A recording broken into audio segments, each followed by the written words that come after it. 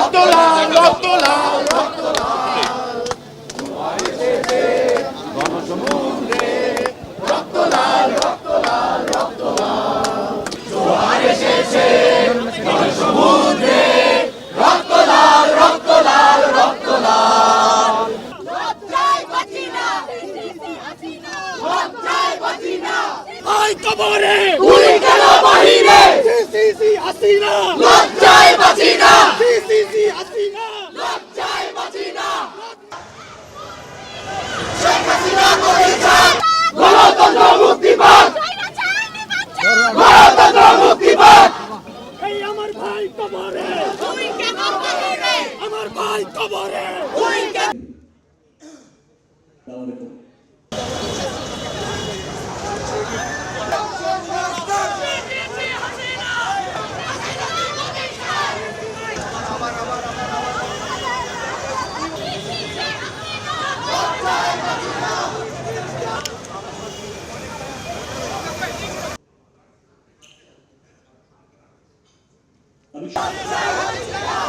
কথা বলেছেন তাদেরকেও আসলে অনেক ধরনের হামলার মুখোমুখি হতে হয়েছে।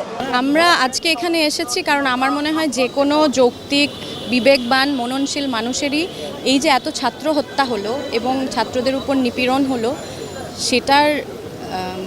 সেটা মেনে নেওয়াটা খুব কঠিন। আমার মনে হয় যে কোনো মানুষের জন্য এটা মেনে নেওয়াটা কঠিন।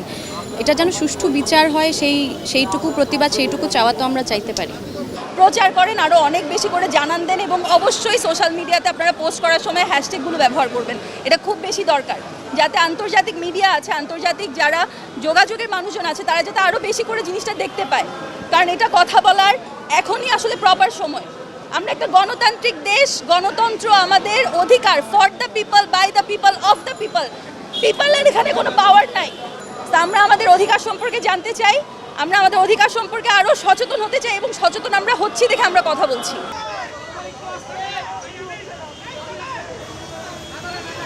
আমরা তো আগেই দাঁড়াইছি, সমষ্টিগতভাবে দাঁড়াইনি, আজকে সমষ্টিগতভাবে যার যার অবস্থান থেকে তো সবাই দাঁড়াইছে। রাইট অ্যান্ড রং, আমার কাছে মনে হচ্ছে this is what is going on in the country, this is absolutely wrong. So রঙের এগেনস্টে দাঁড়িয়েছি যাতে আমরা ন্যায্য বিচার পাই। ছোটো ছোটো বাচ্চারা, স্কুল কলেজের স্টুডেন্টরা, ইউনিভার্সিটি স্টুডেন্টরা যেভাবে আমাদের জন্য, দেশের জন্য একটা পার্টিকুলার রিজনের জন্য অধিকার আদায়ের জন্য তারা দাঁড়িয়েছিল, বাট সে অধিকার তো পায়নি, তাদের জীবন দিতে হয়েছে। তো তাদের এগেনস্টে, তাদের ন্যায়, তাদের জীবনের জন্য কি আমরা বিচার চেতে পারি না? সেটার জন্যই দাঁড়ানো।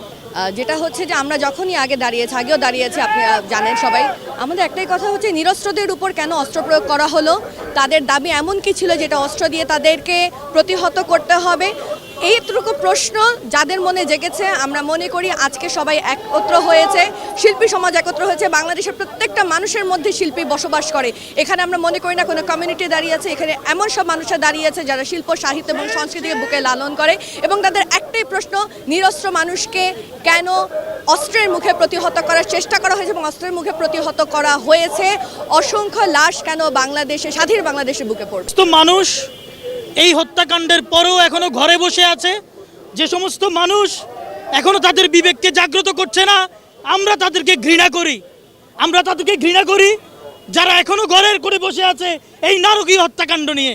আমরা বেসিক্যালি ছাত্রদের যে এই 9 দফা দাবি ছিল সেটার সাথে সংহতি প্রকাশ করে আমরা আজকে এখানে এসেছি। তাছাড়াও আমার মনে হয় যে সরকারের এই গণহত্যা এবং গণগ্রেফতার, সাধারণ মানুষকে যেইভাবে সরকার হ্যারাস করতেছে এটা বন্ধ হওয়া উচিত এবং এটার সুষ্ঠু বিচার হওয়া উচিত। রক্ত লাল রক্ত লাল রক্ত লাল গণসমুদ্রে